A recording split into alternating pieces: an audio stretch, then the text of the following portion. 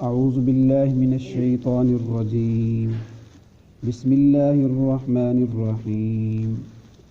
یا ایہا الذین آمنوا اجتنبوا کثیرا من الظن ان بعض الظن اثم ولا تجسسوا ولا یغتب بعضکم بعضا صدق اللہ العظیم۔ اس آیت کا ترجمہ یہ ہے، یا ایھا الذین آمنوا،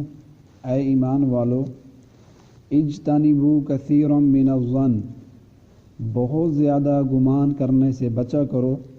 ان بعض الظن اسم، کہ بعض گمان ایسے ہوتے ہیں جو اللہ کے ہاں گناہ ہیں، ولا تجسسوا، اور لوگوں کے عیب بھی نہ ٹٹولا کرو، ولا یغتب بعضکم بعضا، اور تم میں سے کوئی کسی کی غیبت بھی نہ کرے۔ اللہ رب العزت نے جو قرآن مجید میں ہمارے لیے احکامات بھیجے ہیں وہ دو طرح کے ہیں، بعض کو کہتے ہیں اوامر اور بعض ہیں نواہی، یعنی کچھ کام اللہ نے ہمیں کرنے کو کہا ہے کہ یہ کام کیا کرو، ان کو اوامر کہتے ہیں، اور کچھ چیزوں سے اللہ پاک نے ہمیں منع فرمایا ہے، ان کو نواہی کہتے ہیں۔ تو کل کے درس میں ہم نے ایک اللہ کا امر یعنی ایفائے عہد، وعدے کی پاسداری، ایک ایسا کام ہم نے کل بیان کیا جس کو اللہ نے ہمیں کرنے کا حکم دیا ہے، اور آج کی اس مجلس میں ایک ایسا کام بیان کیا جا رہا ہے جس سے اللہ پاک نے ہمیں روکا ہے کہ یہ کام نہیں کرنا۔ تو انشاءاللہ کچھ دنوں تک یہ سلسلہ چلے گا کہ ایک دن ہم ایسا کام بیان کریں گے جو اللہ پاک نے ہمیں کرنے کا حکم دیا ہے، اور دوسرے دن میں ایک ایسا کام جس سے اللہ پاک نے ہمیں روکا ہو۔ تو اس آیت کے اندر اللہ پاک نے ہمیں ایک چیز سے منع فرمایا ہے، وہ ہے کسی کے بارے میں بدگمانی۔ بدگمانی کہتے ہیں کہ اپنے دماغ سے ایک فیصلہ کر کے، اٹکل پچو لگا کر، ایک خیال اور گمان کر کے اس کے مطابق عمل کرنا۔ مثلا کسی آدمی کو دیکھا کہ وہ آپ کے دشمن کے ساتھ کھڑا ہے جس سے آپ کی نہیں بنتی، تو فوراً یہ گمان کر لیا کہ دیکھو یہ میرے خلاف باتیں کر رہے ہیں، یہ میرا دوست تھا اب تو یہ اس کے ساتھ ملنا اس نے شروع کر دیا ہے۔ دو آدمی آپس میں گپیں مار رہے ہیں، باتیں کر رہے ہیں، اب یہ بیٹھے بیٹھے دل میں خیال کرتا ہے کہ یار دیکھو یہ میرے خلاف سازشیں کر رہے ہیں، پتہ نہیں کیا میرے بارے میں سوچ رہے ہیں۔ اسی طرح کسی کو فون کیا، اس نے کسی مجبوری کی وجہ سے فون سن نہیں سکا، ادھر سے بدگمانی شروع ہو گئی کہ دیکھو جی بڑا بندہ بن گیا، آج کل ہمارا فون بھی نہیں سنتا، میں نے 4-5 دفعہ فون کیا ہے میرا فون بھی نہیں اٹھا رہا، اتنا بڑا بندہ بن گیا ہے، حالانکہ میرا اچھا خاصا دوست ہے، میں نے اس پر یہ احسانات کیے ہیں، میرا فون بھی نہیں سنتا۔ یہ ایک بدگمانی ہے۔ تو ایسی اپنے عقل سے ایک فیصلہ کر کے پھر اس کے مطابق عمل کرنے کو شریعت میں بدگمانی کہتے ہیں، اور بدگمانی سے اللہ پاک ہمیں منع فرما رہے ہیں کہ بدگمانی نہ کیا کرو، اس لیے کہ بعض گمان ایسے بھی ہم کر لیتے ہیں جن سے اللہ ناراض ہوتا ہے اور وہ گناہ ہوتے ہیں۔ تو قرآن مجید نے فرمایا ان بعض الظن اسم، کہ بعض گمان گناہ ہوتے ہیں، یعنی ہر گمان گناہ نہیں ہوتا، بعض گمان ایسے بھی ہوتے ہیں وہ اچھے ہوتے ہیں، وہ محمود ہیں، مستحسن ہیں، ان پر ثواب ملتا ہے۔ مثلا اللہ تعالیٰ کے بارے میں ہر وقت یہ گمان رہے کہ ہمارا اللہ ہمیں معاف فرما دے گا، میں نے جتنے بھی گناہ کیے ہیں اللہ سے اچھی امید ہے کہ اللہ مجھے آخرت میں معاف فرما دے گا۔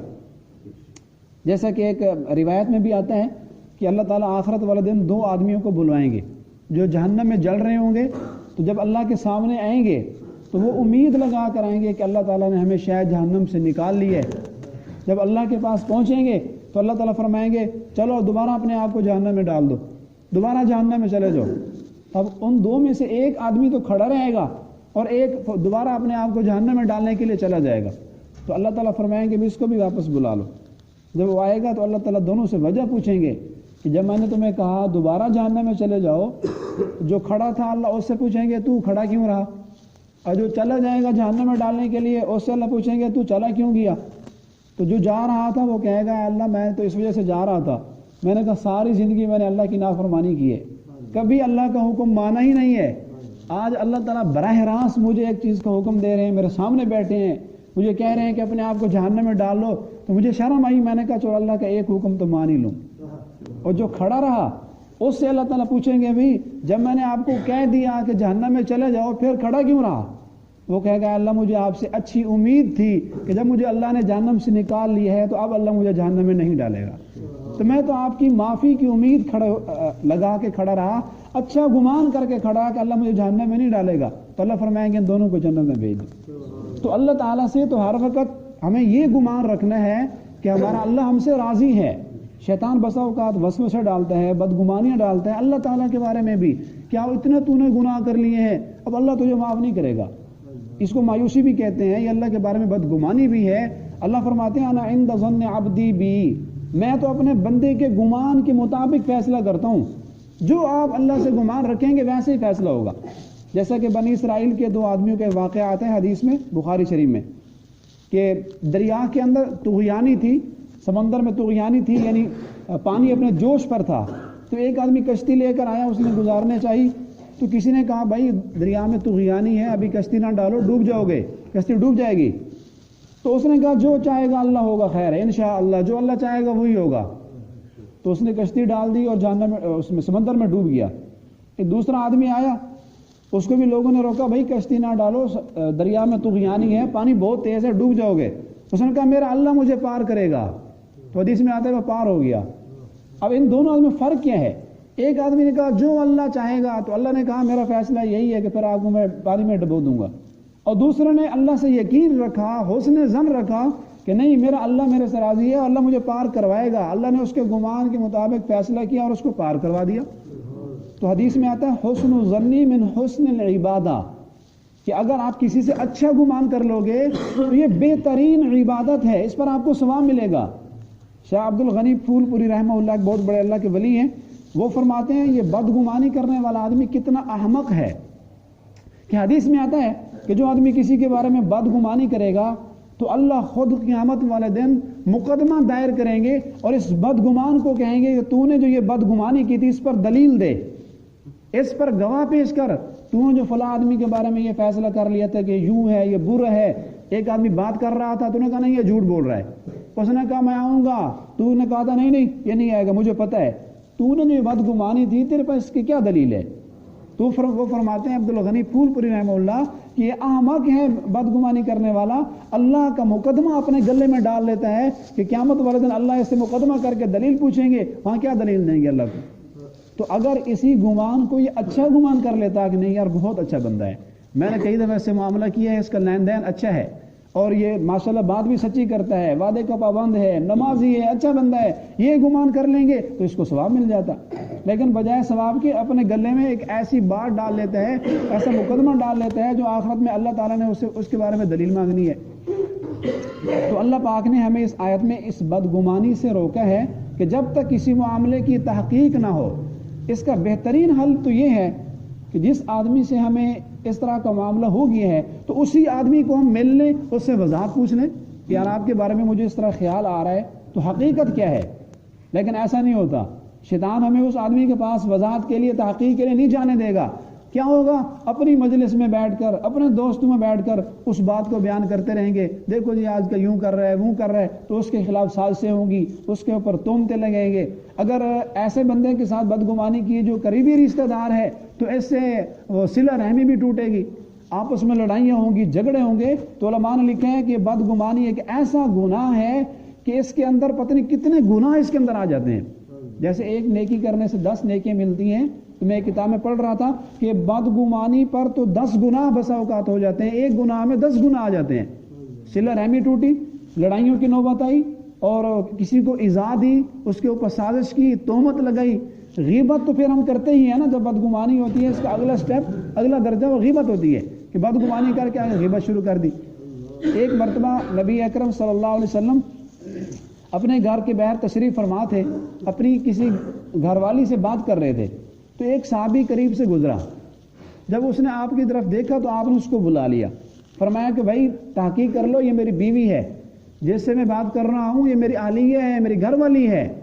وہ صحابی تو پانی پانی ہو گیا کہ یا رسول اللہ میں آپ کے بارے میں ایسا کیا گمان کر سکتا ہوں کہ آپ کسی اور عورت کے ساتھ کھڑے ہیں؟ تو آپ نے فرمایا نہیں، یہ میرا حق بنتا تھا کہ میں آپ کو معاملے کی وضاحت کر دوں کہ میں اپنی بیوی سے بات کر رہا ہوں، کسی اور عورت سے بات نہیں کر رہا۔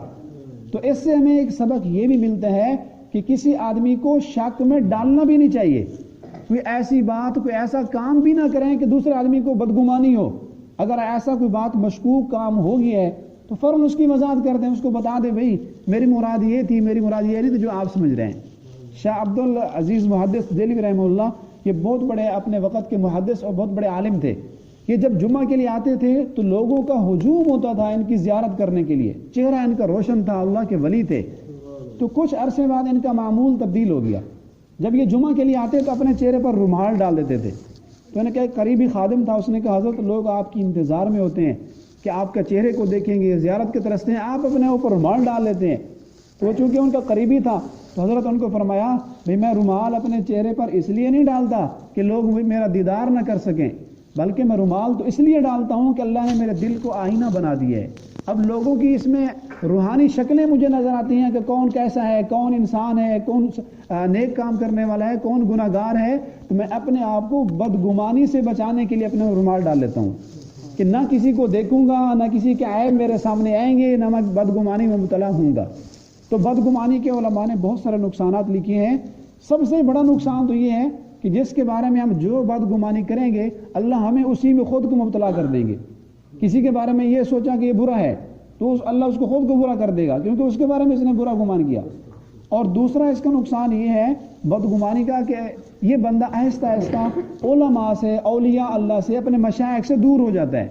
امام کے بارے میں بدگمانی, بلکہ ایک ساتھی تو بتا رہا تھا کہ ایک دفعہ میں نے نماز پڑھائی, وہ کسی بستی میں نماز پڑھا رہے تھے کہ نماز کے بعد ایک بزرگ بیٹھے تھے,